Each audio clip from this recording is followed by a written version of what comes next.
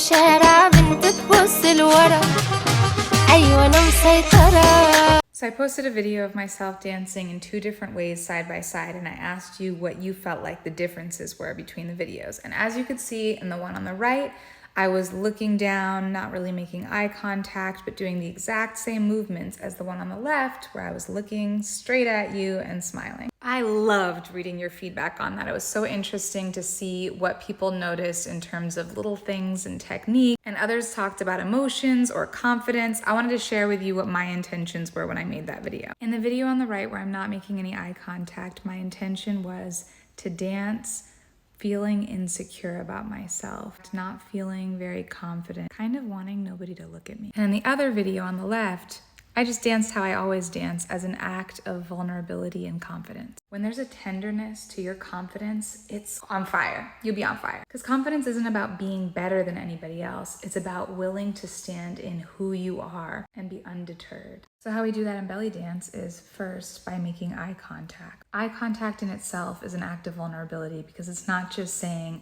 I see you. It's saying, I'm allowing you to see me. And you can do that whether or not you're actually allowing anyone to see you. You can do it with yourself in the mirror, allowing yourself to see you, because let's be real, we tend to be our own biggest critics. Another way we tap into that vulnerable confidence is by opening up our bodies. So literally spreading your arms, making yourself big. It's the difference between kind of closing in and allowing yourself to be seen, either physically or metaphorically. And something we don't talk about as an act of vulnerability is allowing your joy to be seen. A lot of people feel like you need to look cool or hard or sultry when you're dancing. In fact, a lot of people think I'm making up facial movements. They think that I'm like practicing my face as I'm dancing.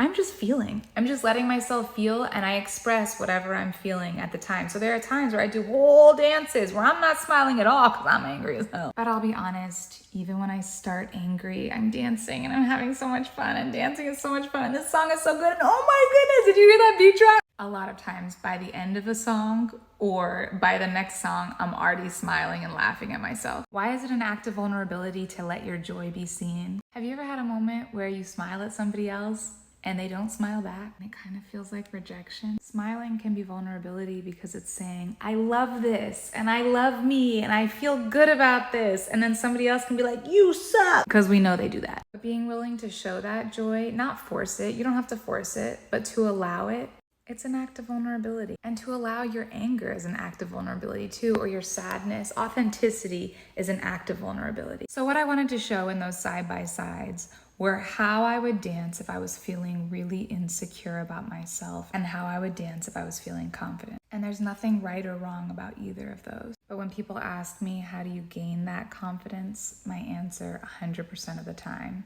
will be vulnerability. And for me, physically, that starts with eye contact, allowing myself to take up space and be big and let all my feelings show, whether it's joy, sadness, anger, whatever it might be. And if I feel happy, I'm gonna let myself smile.